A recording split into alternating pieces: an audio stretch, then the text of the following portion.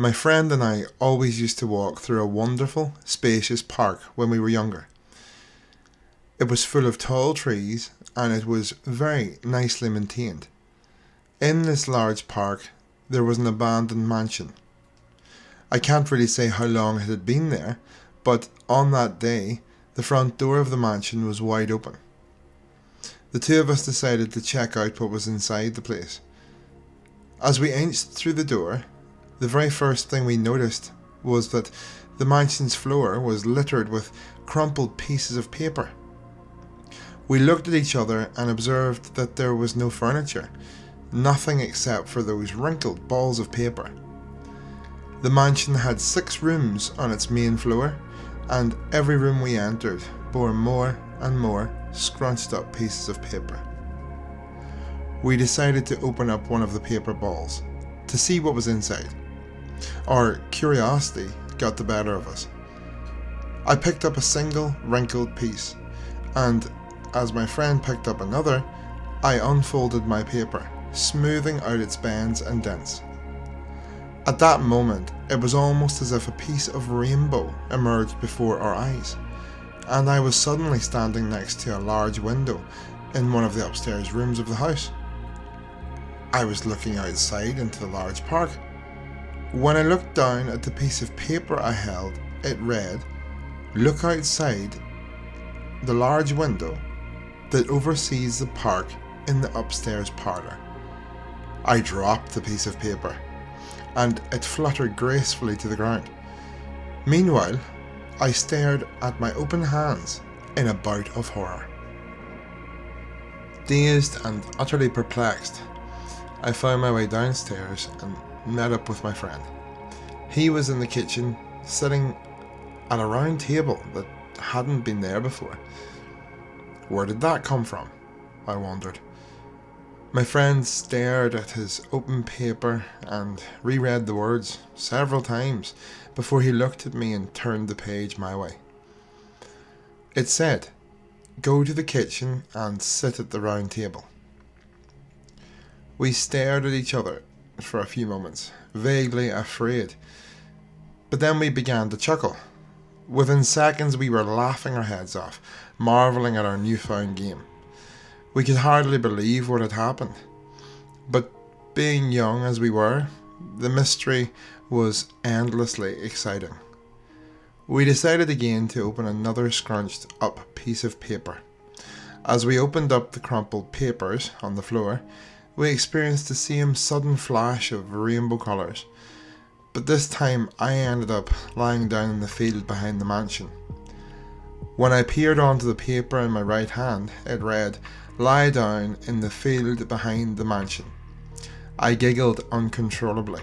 After a few minutes of running around the house, I found my friend collecting multiple balls of paper in his arms, eager to experience more of these strange, exciting phenomena.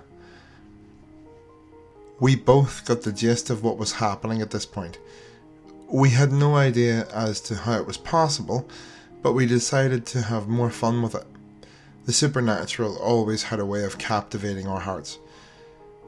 After a few more run-throughs with these strange mini teleportation devices, I began to feel apprehensive. I wondered if, at one point, I would be placed somewhere I didn't want to be, or I'd be made do something that I didn't enjoy. We continued though. Minute after minute, we unfolded many papers and travelled through bedrooms, closets, trees. But then, after having been on the roof of the mansion, I stood before my friend, dead, on the living room floor. I didn't scream. I couldn't. "Murder him," I read on my crumpled page, as I felt a surge of vomit and bile rising into my throat. Nothing came out, but the sickness in my throat spread to my stomach, my head, and my heart. I didn't know what to do. At this point, I began to scream and shout, praying to God for this to be a nightmare. I wanted it to go away. I wanted to rewind our day and be outside again, together, walking underneath the trees. All I could do was hide his body in a cupboard.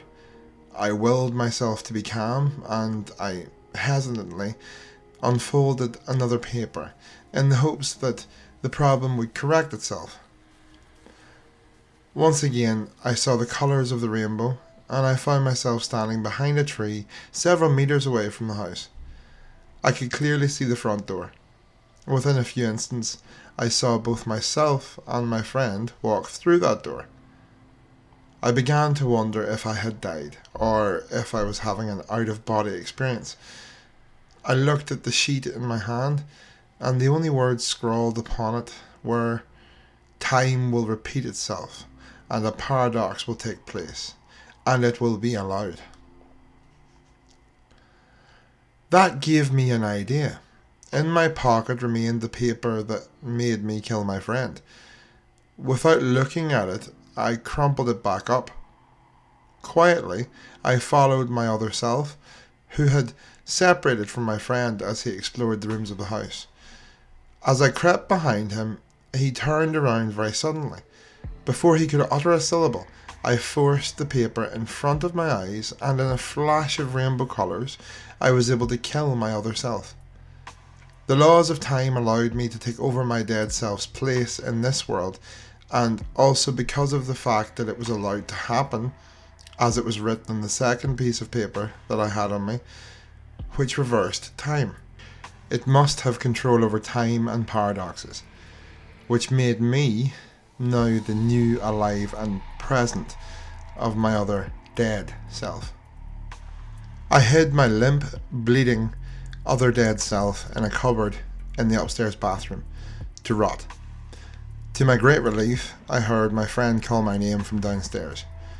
My friend who managed to stay alive and well, my best friend.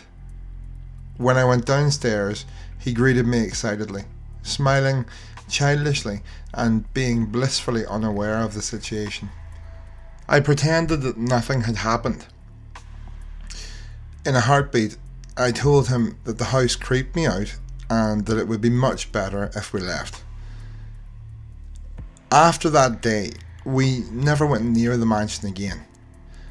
I don't know if anyone saw or heard about anything that happened between us, but I recently heard from another friend that the house had been demolished. And I can tell you with great certainty that while this news a relief, I dreaded the probable prospect that my corpse was uncovered in the bathroom cabinet.